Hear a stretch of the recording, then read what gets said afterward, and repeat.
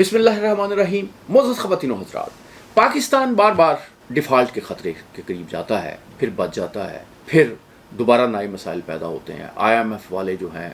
دوسرے ملکوں میں اگر ایک دفعہ جاتے ہیں تو پاکستان میں 4 دفعہ آتے ہیں. IMF کے ایک افسر سے میری بات ہوئی تو میں نے ان سے پوچھا کہ پاکستان کا کیا مستقبل دیکھ رہے ہیں، کیا کرنے والے ہیں. اس نے کہا جی ہم نے پاکستان کا مستقبل جو ہے متعین نہیں کرنا، یہ پاکستانیوں نے اس ملک کا مستقبل متعین کرنا ہے. ہاں، ایک بات انہوں نے جو بتائی اور جو بڑی اہم تھی، انہوں نے کہا کہ دیکھیں بات یہ ہے کہ جب سری لنکا ڈیفالٹ ہوا تو اس کے پورے گلوبل اس کے امپیکٹ گئے. تو اگر پاکستان کسی وجہ سے ڈیفالٹ ہوتا ہے تو یہ IMF کی بھی یہ ایک نالائکی سمجھی جائے گی، یہ انٹرنیشنل ایجنسیز کی بھی نالائکی سمجھی جائے گی. تو پوری کوشش ہوگی کہ پاکستان جو ہے وہ ڈیفالٹ نہ کرے اور پاکستان اس کرائسس سے نکل جائے. لیکن ایک بات جو انہوں نے بہت ہی اہم کی وہ یہ تھی کہ پاکستان اس وقت تک کرائسس سے نہیں نکل سکتا جب تک کہ پاکستان کی حکومت اور پاکستان کے عوام یہ فیصلہ نہ کریں کہ ہم نے اس کرائسس سے نکلنا ہے. تو اب ہم یہ دیکھتے ہیں کہ کیا پاکستان کے پاس اتنی اپرچونٹیز ہیں، پاکستان کے پاس اتنے معاملات ہیں کہ وہ اس کرائسس سے نکل سکتا ہے، وہ پاکستان کا جو $100 بلین سے زیادہ قرضہ ہے وہ ادا کر سکتا ہے. تو میں نے اس پہ کافی ریسرچ کی اور میں اس نتیجے پہ پہنچا ہوں کہ پاکستان جو ہے بالکل اس سے نکل سکتا ہے. اور پاکستان اگر صرف اپنے ان ریسورسز کو کسی طرح سے ٹیپ کر لے، استعمال کر لے، اس میں وہ چین کی مدد لے لے، اس میں کوئی ایک ٹیکنالوجی کی مدد لے لے، تو جو 1 سال میں ہم ضائع کرتے ہیں، اگر ہم صرف کسی طرح سے ان جو ذرائع ہیں یا ان کو ہم استعمال کریں تو ہم ایک ہی سال میں اس سارے کرائسس سے نکل سکتے ہیں. اگر آپ 1 سال میں نہیں نکل سکتے تو چند سال اس میں آپ بڑھا لیں، لیکن نکلنے کا کوئی مسئلہ نہیں. مثلا ایک جو معاملہ ہے بہت اچھا آپ دیکھ رہے ہوں گے پاکستان میں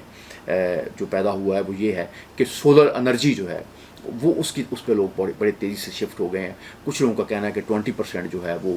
لوگ جو ہیں شفٹ ہو چکے ہیں. کچھ لوگوں کی رائے ہے کہ اس سے بھی زیادہ لوگ شفٹ ہو گئے ہیں کہ وہ سارا ریکارڈ نہیں ہو رہا. بہت سے لوگ جگہیں ایسی ہیں جن کا واپڈا کے میٹر کے ساتھ تعلق کوئی نہیں اور اس کی وہ پروڈکشن ہے اس کو ریکارڈ کرنا مشکل ہے. پاکستان ایک ایسا ملک ہے جس میں 8.5-9 گھنٹے تک جو ہے وہ سورج چمکتا ہے. تو اس کا مطلب یہ ہے کہ پاکستان میں جتنی سولر انرجی پیدا ہوتی ہے اس سے تو غالباً آدھی دنیا سے بھی زیادہ جو آبادی ہے اس کو آپ انرجی دے سکتے ہیں. اور اس کو ورلڈ بینک اور دوسرے ادارے جو ہیں اس لیے انکریج کرتے ہیں کہ یہ کلین انرجی ہے، اس میں انوائرمنٹ کا ایشو نہیں ہے. جیسے تھرمل انرجی ہے یا دوسری انرجیز ہیں وہ آپ کے انوائرمنٹ کو خراب کرتی ہیں، تو اس میں ایسا نہیں ہے. تو اگر آپ جو سولر انرجی ہے اگر آپ اس کو استعمال کر لیں تو اس کا مطلب یہ ہے کہ آپ کوئی 30 سے لے کے $40 بلین جو ہے وہ آپ بچت پہ کر سکتے ہیں اور آپ انڈسٹری میں اس کو لے کے جا سکتے ہیں، دوسری جگہوں پہ لے کے جا سکتے ہیں، بشرطے کہ آپ منصوبہ بندی کر لیں. اور اس میں ایک چیز میں اور بھی عرض کروں گا کہ پاکستانیوں کے متعلق بڑی خوبصورت بات میں نے سنی کہ ایک صاحب نے بتایا جن کا تعلق جو دبئی جاتے رہتے ہیں، تو وہ کہتے ہیں کہ وہاں پہ ایک کوئی اسرائیلی جو بیسکلی کوئی یہودی تھے وہ کسی کمپنی کے ہیڈ بن کے آ گئے، کیونکہ آج کل ان کے تعلقات جو ہیں وہ بہتر ہوئے ہیں. تو انہوں نے وہاں اپنی جب کمپنی کے لوگوں کو دیکھا تو انہوں نے کہا کہ اس میں کچھ پاکستانی بھی تھے. انہوں نے باقی لوگوں کو ساری اسائنمنٹس دی لیکن پاکستانی کو بلا کے کہا کہ نہیں، آپ لوگ جو ہیں آپ انڈیویجول کام کرنے والے ہو تو آپ کو میں انڈیویجول اسائنمنٹس دوں گا. تو یہ سولر انرجی جو ہے یہ ایک طرح سے انڈیویجول کام بھی ہے، تو اس میں بڑا پوٹینشیل ہے. لیکن میں سمجھتا ہوں کہ ہمیں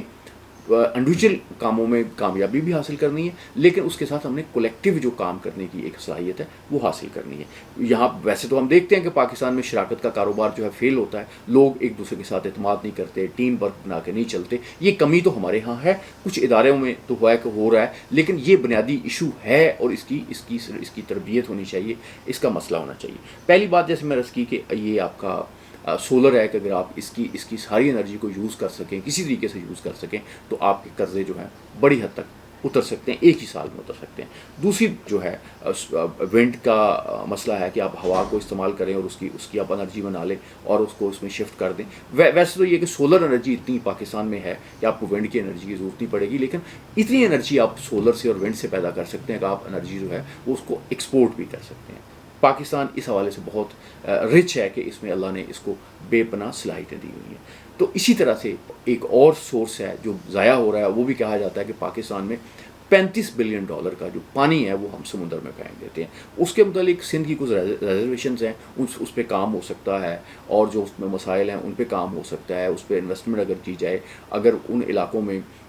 سمندر ظاہر ہے سندھ پاکستان کا حصہ اور پاکستان کا بہت اہم حصہ ہے، تو سندھ کے جو مفادات ہیں ان کو نظر انداز تو نہیں کیا جا سکتا، لیکن اس دور میں جب کہ ہالینڈ جیسے ملک جو ہیں وہ سمندر سے نیچے ہیں لیکن سمندر کو اپنے ملک میں نہیں گھسنے دیتے، تو ایسا نہیں ہے کہ پاکستانی جو ہیں وہ سمندر کو اپنے ملک میں گھسنے دیں، یہ صرف اس لیے گھسنے دیں کہ ہم اس میں اپنا کام نہیں کر رہے، ہم ٹیکنالوجی کی مدد نہیں لے رہے، ہم دوسری چیزیں نہیں لے رہے ہیں۔ تو آپ یوں سمجھیں کہ جی سولر انرجی ہے، اس کے بعد ونڈ ہے، اس کے بعد آپ کا پانی ہے، اور ایک اور اہم بات جو میں آپ سے کرنے جا رہا ہوں وہ یہ ہے کہ پاکستان میں $1 بلین کی، شاید بعض لوگوں کا تو خیال ہے کہ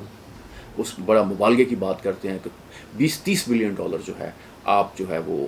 ہرب سے کما سکتے ہیں۔ ہربس جو ہے وہ ایک نئی اپرچونٹی دنیا میں بنی ہوئی ہے میڈیسن انڈسٹری میں، اور امریکہ میں دنیا جو ہے ہربس پہ شفٹ ہو رہی ہے، اور پاکستان میں اب آپ اگر غور کریں تو اتنی ہربس ضائع ہوتی ہے، $20-30 بلین کی ہربس ضائع ہوتی ہے، جو صرف نالائکی کی وجہ سے کچھ ہمارے ڈاکٹر ہیں وہ نہیں چاہتے کہ ہربس پہ لوگ جائیں، تو وہ اس پہ ایلوپیتھک میڈیسن پہ بہت اصرار کرتے ہیں، اور تو ہمارے آپ دیکھیں پارکوں میں، جنگلوں میں، بیابانوں میں بے پناہ ہربس ہیں پاکستان کی جو ضائع جا رہی، اسی ہربس کو جو ہے وہ چین جو ہے استعمال کر رہا ہے، انہی ہربس کو جو ہے انڈیا استعمال کر رہا ہے، اور وہاں پہ بڑے اچھے رزلٹس پیدا ہو رہے ہیں۔ تو میں سمجھتا ہوں کہ ایک سروے کروانے کی ضرورت ہے، ایک سائنٹیفک اسٹڈی کروانے کی ضرورت ہے کہ ان تمام ریسورسز کے لیے کہ دیکھا جائے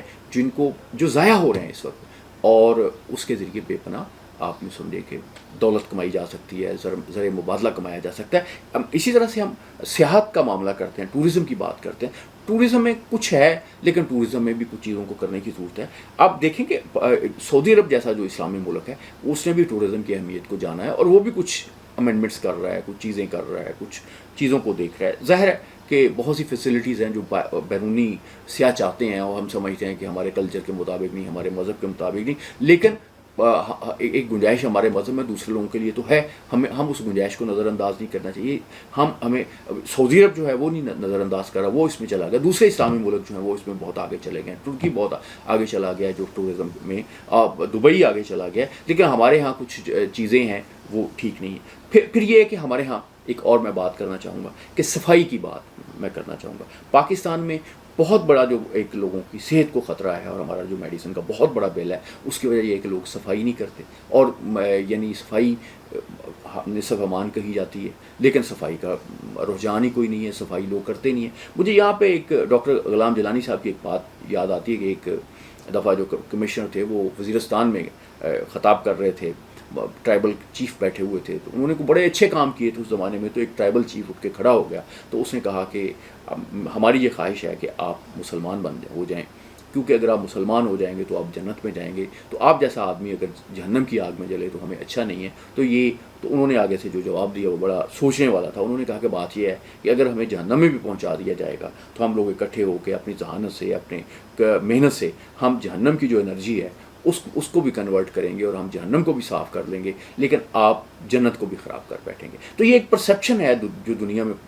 پاکستان کے متعلق موجود ہے۔ تو اگر ہم پاکستان میں صفائی، میں یہ سمجھتا ہوں کہ یہ بڑی میں ذمہ داری والی بات کر رہا ہوں کہ اگر صفائی کا صرف انتظام کر لیں، اگر ہمارے جیسے باتھ رومس نہیں ہیں، ٹوائلٹس نہیں ہیں، یہ بہت بڑی رکاوٹ بنی ہوئی ہے آپ کے ٹورزم کے فروغ میں۔ کہ میں ایک دفعہ میں ایک واقعہ شیئر کروں گا کہ میں چترال سے واپس آ رہا تھا، تو ایک بڑا اچھا خوبصورت روڈ لواری ٹنل کے بعد آتا ہے، اگر ہم ادھر آ رہے ہوں دیر سے پہلے، تو میں گیا ہوں، تو بہت شاندار ہوٹل ہے، آپ ایسے لگتا ہے جیسے جنت میں بیٹھے، واش روم جیسے ہوتے ہیں ویسے ہی تھے۔ تو میں ان کے پاس گیا، میں نے کہا یار آپ نے جنت بنا دی، لیکن شاید آپ نے دیکھا ہوگا، سوچا ہوگا کہ جنت میں چونکہ باتھ روم نہیں ہے تو اس لیے باتھ روم پہ توجہ دینے کی ضرورت نہیں ہے۔ تو معزز خواتین و حضرات، یہ وہ چیزیں آج میں نے آپ کے ساتھ ڈسکس کی ہیں۔ در حقیقت میں جو اقتدار